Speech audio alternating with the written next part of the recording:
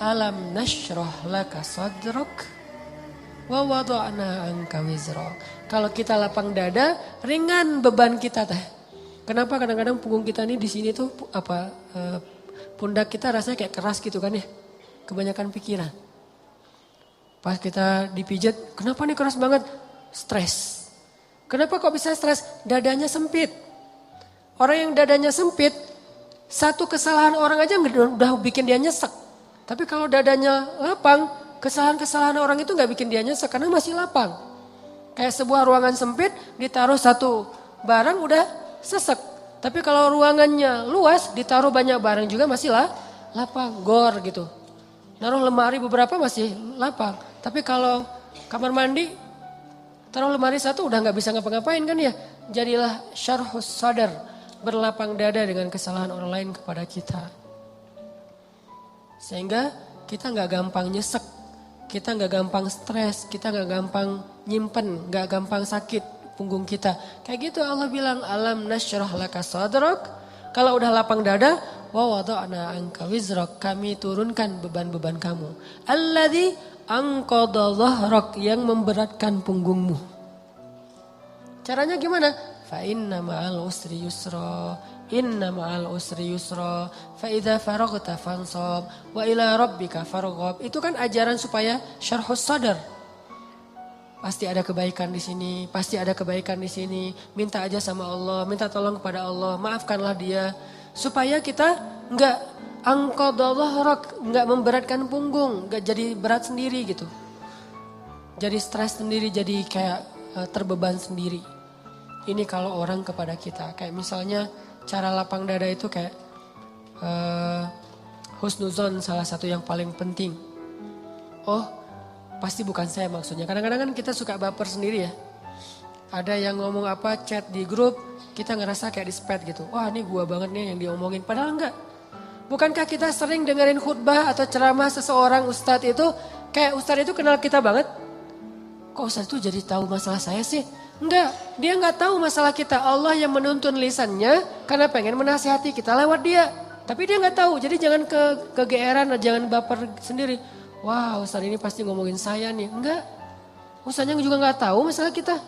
Karena ada beberapa kasus yang saya pernah kayak gitu, saya lagi ngomongin apa, terus tiba-tiba ada jemaah yang kayak tersinggung.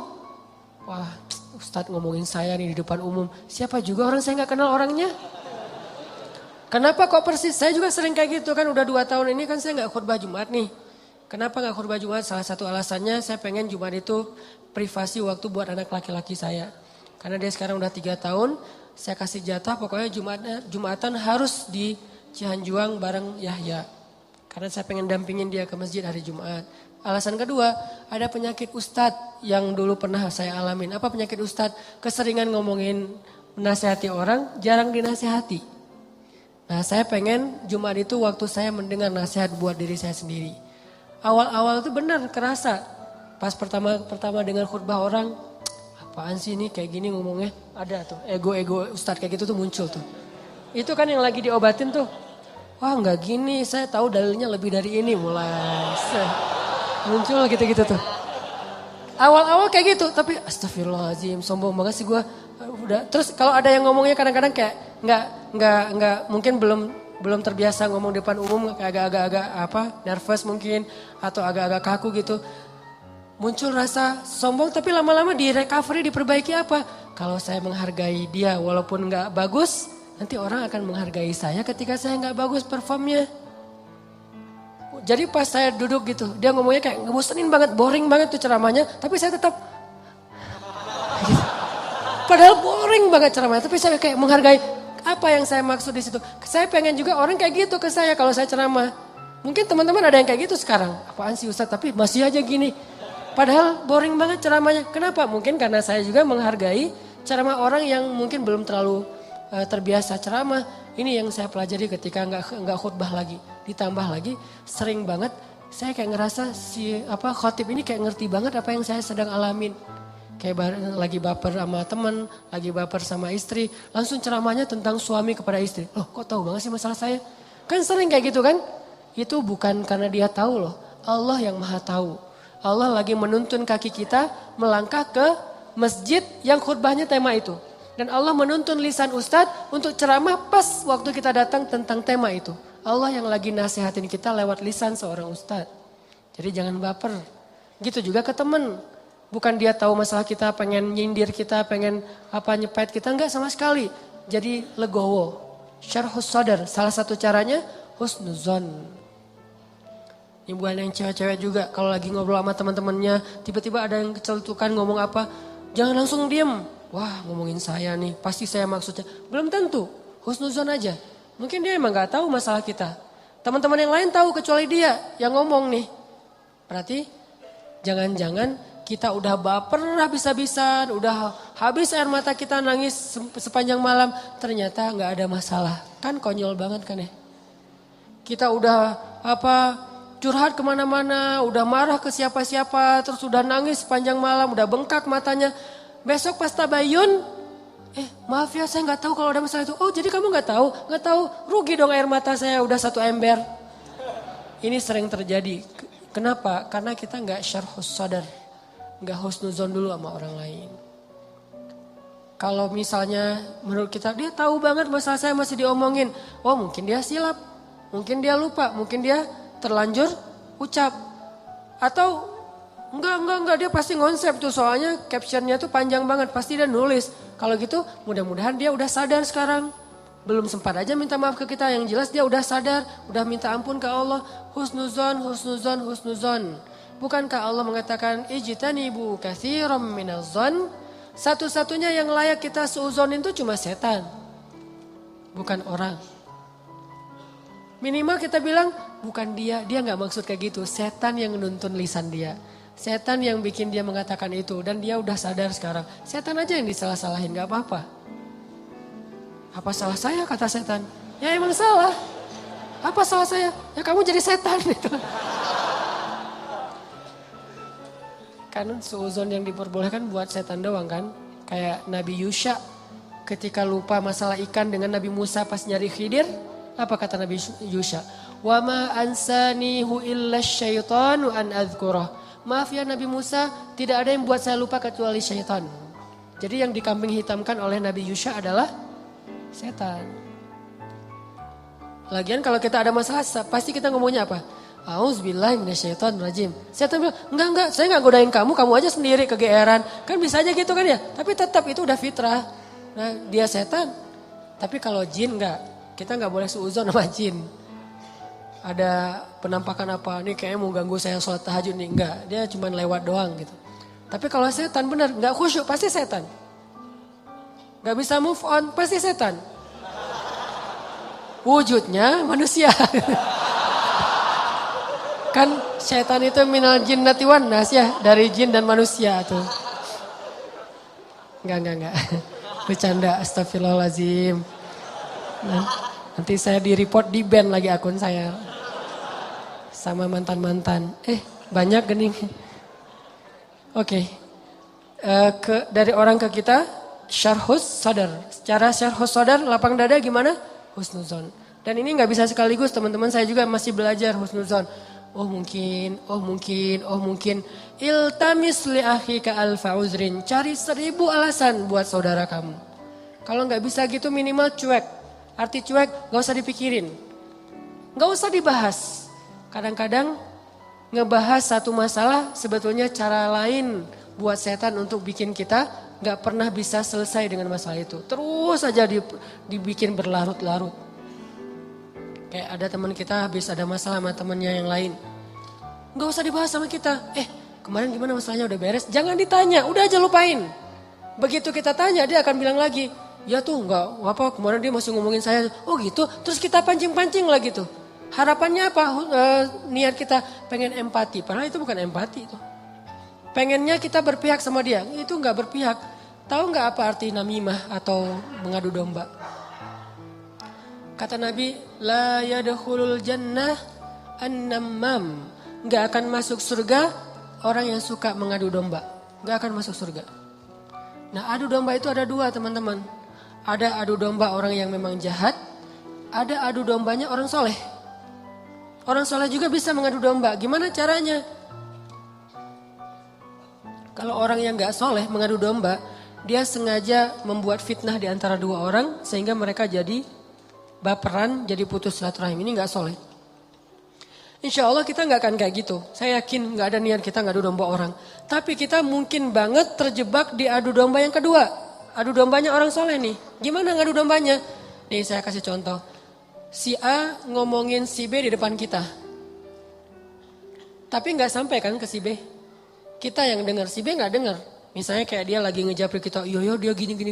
Kita kan yang tahu. Terus kita capture, kita forward ke si B. Ini aku bukan mau manas-manasin ya, tapi ini cara jawabnya gimana nih, dia ngomong kayak gini tentang kamu. Kita capture, sakit hatilah si B. Oh ternyata dia ngomongin saya di belakang. Itu perumpamaannya kata para ulama, si A manah si B, tapi gak kena, anak panahnya jatuh di lantai. Kita ambil, kita tusuk ke dadanya sambil kita katakan ini bukan dari saya lah, dari dia loh ya. Nih. Kayak gitu analoginya. Itu namimahnya orang soleh. Adu dombanya orang soleh. Jadi kita nggak niat memfitnah. Kita niat pengen menyampaikan kebenaran, kita lagi empati, pengen tabayun. Gak usah tabayun kepada korban, tabayunnya kepada pelaku. Apa bukti kamu ngomong kayak gitu? Gitu, nanya ke pelaku. Jangan, bener nggak yang dia omongin? Jangan, salah nih. Konsep tabayun itu bukan kepada korban yang dibicarain, kepada yang ngebicarain. Jadi kayak ada teman kita yang ngomong hal-hal yang gak benar, tanyanya balik ke dia. Apa bukti kamu ngomong kayak gitu? Kalau benar, gak usah disampaikan. Kita kebalik, dia ngomongin kamu kayak gini, benar gak? Nah, ini konsep tabayun yang akhirnya bukan tabayun jadinya, namimah. Udah jatuh tuh anak panah di lantai, kita ambil, kita tusuk. Ini bukan dari saya ya, dari dia. Dia terus ketusuk, makasih ya kamu udah nyampain anak panah ini ke saya. Dia emang gak bener nih orangnya. Padahal yang nusuk bukan dia loh, orang ini nih. Kan kita kadang-kadang kayak jadi akrab gitu dengan orang yang sering ngebukain sebuah masalah ke kita kan. Walaupun bikin kita bete, kita anggap dia kayak setia banget, berpihak banget sama kita, empati banget. Enggak, ini salah. Enggak kayak gini caranya. Harusnya kita bilang, kalau kamu tahu itu gak nyaman buat saya, jangan disampaikan. Gitu harusnya. Tapi dia ngomongin kamu, biarin aja dia ngomongin. Yang penting kan saya gak dengar, sehingga saya gak sakit hati ke dia. Mudah-mudahan Allah maafin dia, kan selesai. Justru gara-gara kamu sampaikan ke saya jadi sakit hati ke dia. Allah gak maafin dia, Allah gak maafin saya nih. Putus silaturahim kita berdua, kamu nih pelakunya nih. Kok jadi saya sih? Ya kamu, rame perang segitiga. Kan ini yang terjadi kan selama ini. Ini lebih realistis menurut saya daripada namimah yang memang niatnya jelek buat saya sih. Saya husnuzon sama kita semuanya. Gak ada lah niat kita jelek pengen memfitnah orang, gak. Tapi seringnya kita terjebak tanpa kita sadari. Justru karena kejujuran kita, karena keakraban kita dengan teman kita. Jadi kita ngebuka hal-hal yang dia gak perlu dengar. Itu sering banget kayak gitu. Saya juga kadang kayak gitu. Misalnya ada yang bicara apa tentang istri saya nggak suka tuh.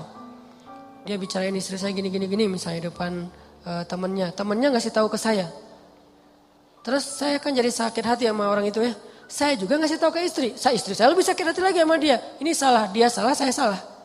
Harusnya saya diem aja. Papa udah tahu kan masalah ini, kenapa nggak ngasih tahu ke mama? Karena papa berharap mama nggak tahu. Tapi daripada mama tahu dari orang lain, ya berarti orang itu yang salah, bukan papa. Kenapa dia ngasih tahu ke mama? Kan gitu kan? Jangan sampai ya Pak, mama tahu dari orang lain. Jadi kalau ada yang kayak gini-gini harus papa yang ngomong ke mama. Enggak, itu salah konsepnya. Enggak boleh kita menyampaikan sebuah informasi walaupun benar, apalagi belum tentu benar. Walaupun benar kepada orang yang kalau dia dengar dia akan sakit hati atau sedih, enggak boleh. Diamin aja. Kalau ada hal yang enggak benar, kita yang mengklarifikasi. Enggak kayak gitu. Saya kenal dia gitu. Jangan biarkan dia tahu masalah ini. Kalau terlanjur tahu, berarti ada orang yang gak tahu konsep namimah level 2. Namimah level 1 emang gak ada niat baik. Namimah level 2 justru karena niat baik. Kan saya pernah bilang, ternyata banyak hadis palsu itu mulai munculnya lewat siapa? Viralnya itu gara-gara ulama-ulama yang soleh. Jadi banyak riwayat hadis palsu itu diantara para ulama yang soleh loh. Bukan sengaja pengen memalsukan hadis. Kenapa? Karena ulama soleh ini terlalu husnuzon. Misalnya nih, ada yang datang ngomong ke saya, Ustadz, saya pernah mendengar hadis gini. Saya sebagai Ustadz, oh gitu? Ya, saya nggak pernah curiga kalau dia itu nggak jujur. Atau kalau dia itu dengarnya nggak utuh. Sehingga saya meriwayatkan lagi. Orang dengarnya dari saya juga nggak curiga kalau saya akan main-main dengan hadis kan. Sehingga tersebarlah hadis palsu. Bukan karena ada orang yang jahat. Ada memang sebagian hadis palsu gara-gara penjual pedagang. Biasanya hadis palsu itu pedagang, penguasa dan ulama. Ini 3 penyebab hadis palsu. Pedagang pengen ngelarisin barang dagangan. Siapa yang memakai jubah atau sorban 7 meter di hari Jumat, maka dia akan mendapatkan dijauhkan dari api neraka 7 kali langit dan bumi. Untuk jualan sorban 7 meter. Siapa yang makan buah ini maka dibebaskan dari sihir. Dia jualan buah itu. Ini bisa muncul hadis palsu. Dari penguasa. Siapa yang mengangkat seorang penguasa yang kayak gini maka Allah melaknat dia. Gara-gara apa? Saingan politik. Ulama menyebarkan hadis palsu kenapa? Karena gak pernah berpikir orang akan bermain-main dengan hadis Nabi. Sehingga dia percaya aja kepada orang itu. Baru nanti di masa berikutnya ulama ketika ngelihat banyak banget hadis palsu mereka perbaiki. Ini riwayatnya dari siapa, ini dari siapa. Bisa jadi periwayat hadis palsu itu adalah orang soleh, ulama besar. Kenapa bisa ngeriwayatin? Husnuzon. Gak mungkin lah dia bohong atas nama Nabi. Langsung diriwayatkan balik kepada orang lain. Orang yang mendengar gak mungkin lah ustadz bohong atas nama Nabi. Terus saja hadis palsunya nyebar. Itu teman-teman. Jadi namimah mengadu domba juga bisa kayak gitu. Gara-gara kita terlalu akrab dengan teman kita. Kemarin ada yang ngomongin kayak gini, benar nggak? Siapa? Si Fulan. Tapi ini aku karena ke kamu dekat ya teman, jadi aku sampaikan nih. Terus yang teman yang dengarnya, makasih ya udah disampaikan. Kenapa makasih? Harusnya kita bilang, lain kali jangan disampaikan ya yang kayak gitu-gitu ke saya. Harusnya kayak gitu. Kenapa kita malah makasih? Makasih ya udah nyakitin hati saya kan gitu kan ya bahasa lainnya mah ya. Makasih ya udah bikin malam saya gak tenang. Makasih ya udah bikin saya bete. Buat apa? Jangan disampaikan. Makanya ketika Nabi mau ketemu seorang sahabat mencegat di tengah jalan. Ya Rasulullah, Rasul udah kenal dengan orang itu? Belum. Orang itu ya Rasul, stop kata Nabi. Kamu ingin menyebutkan aib-aib dia tentang saya? Ya Rasul, biar Rasulullah tahu siapa orangnya. Jangan, saya gak mau ketemu seseorang yang membuat saya bete duluan tentang dia. Biar saya ketemu dengan dia dan saya gak tahu apa-apa tentang dia. Jadi Nabi bisa nyaman. Ini cara Nabi menghargai orang lain. Jadi teman-teman, kalau kita ke orang jaga perasaannya, kalau orang ke kita berlapang dada. Husnuzon, maafin, lupain, gak usah dibahas, gak usah diperpanjang. Apalagi kita kayak ada kasus misalnya, ada 2 orang yang lagi punya masalah rumah tangga. Kita kayak sebagai temennya atau fansnya atau followersnya, kita kayak pengen nunjukin sikap membela gitu. Salah satunya kita bela, akhirnya kita bikin akun khusus untuk pembela si A. Yang B juga pembela si B. Akhirnya kita rame gitu. Sebetulnya kita lagi mengadu domba 2 orang suami istri ini loh. Harusnya kita kalau nggak bisa mendamaikan, diam. Biar mereka menyelesaikan masalah mereka atau selesai dengan sendirinya karena tidak ada yang respon. Makin direspon makin rame nih. Itu kan terjadi. Jangan-jangan nauzubillah nih teman-teman. Ada peran kita di dalam perceraian 2 orang yang mungkin terjadi. Atau 3 orang atau 4 orang atau sekian banyak orang. Cerai gara-gara kita nih. Kenapa gara-gara saya Ustadz? Gara-gara kita ngebelain dia. Makin dia mantap untuk menceraikan pasangannya. Benar juga ya kata kamu. Berarti saya harus menceraikan istri saya. Enggak, saya enggak nyuruh cerai ya. Tapi dia emang kayak gitu orangnya. Dan ini sering kayak gitu. Ke teman kita juga kayak gitu. Ke kantor, di kuliah, di persahabatan. Ini namimah teman-teman. La yadkhulul jannah an-namam. Gak masuk surga orang yang menyebarkan permusuhan atau mengadu domba.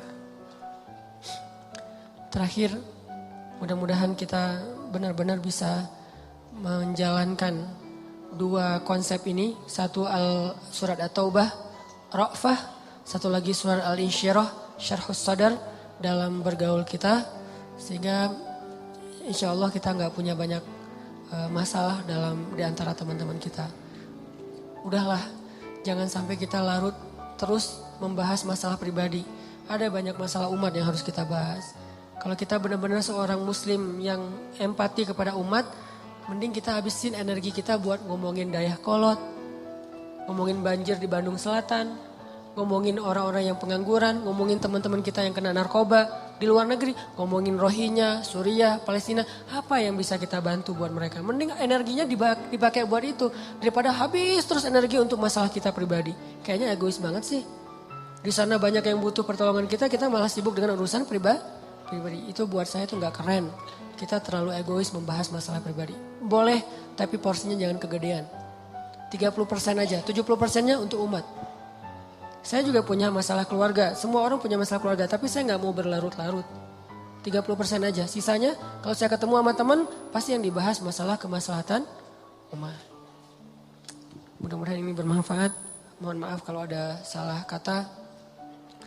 Dan semoga Allah memberi ilham dan taufik dalam hati kita untuk menjalankan apa yang sudah kita dengar, bukan hanya jadi wawasan, bukan hanya jadi teori, bukan hanya jadi sekedar wacana, tapi memperbaiki perilaku dan akhlak kita.